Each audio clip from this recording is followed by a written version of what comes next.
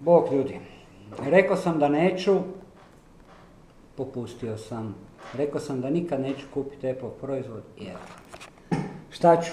Ne mogu odoliti, jer iPad je prilično simpatična igračka. Evo kolega me sprda tamo, rogovi mi pokazuje, ali neće me to omesti.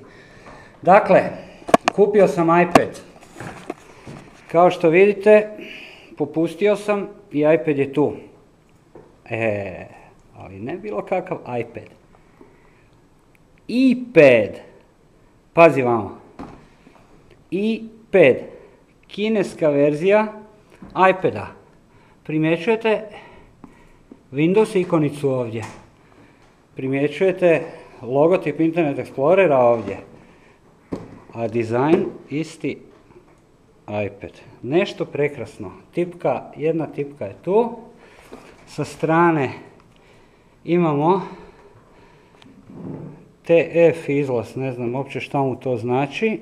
Imamo USB, imamo tipke za pojačavanje. Gore nemamo ništa. S ove strane imamo dva zvučnika. Dolje imamo jedan USB, imamo za napajanje i utor za slušalice i tipku za reset. Idemo mi upaliti to čudo, da vidimo šta je Kinez upakirao unutra. Evo ga. iPad. Nešto prekrasno. Primjećujete ove mrlje po zaslonu. Nevjerojatno teško ih se riješiti. Android. Ne znam li vidite dobro ovo. Znači gore se buta Android, tako je. Ovo kinesko čudo pokreće Android operativni sustav. Kao što ćete vidjeti na verziji 2.1. Međutim, činjenica da je gore Android ne ide uopće u prilog ovom komadu hardvera, jer je u potpunosti neupotrebljiv. Upravo iz tog razloga vam želim ovo snimiti, jer se na njuškalu vidim gomila oglasa u kojima se prodaje ovo.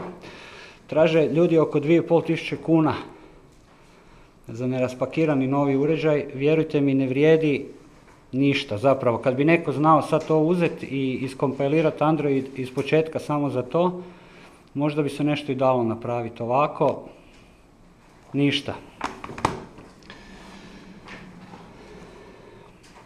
Zaslon se zakreće neko kao kod iPada.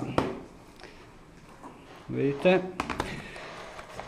Ovo nije kapacitivni zaslon, nego katastrofalni koji, evo uspio sam nešto upaliti, ne hvata dobro dodir prstom i ove kretnje, nego kao kod starih touchscreenova sa olovčicom nekakvom će puno bolje raditi nego na ovaj način.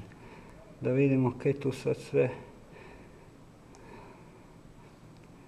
Evo, pogledajte, izbornik izgleda ajme majko moja mila. Gdje su settings, da vam pokažem šta je unutra. Vidite kako to šteka i kako to sporo radi. Evo ga, firmware 2.1. Kernel verzija, build number, to ništa nije bitno. Kako bilo, evo da ne duljim.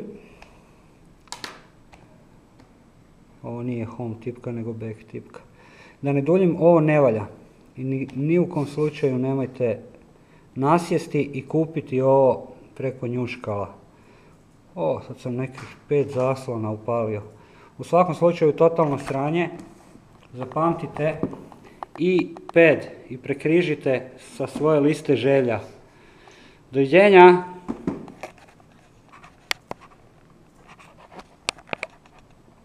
Evo opet ne znam ugasiti. Ovo mi se desilo i jučer kad sam snimao, znaš. Ja sam ispod totalni seljak. Svi su me izvrijeđali i opet ću... Da, si došao ovdje, jer znaš. Da. Jer misliš da te ja neću. Jel mi vjeruješ da će me opet vrijeđati? Evo ja opet sam zaboravio kako se gaši. Toshiba, želim upute da mi šaljete s ovom kamerom.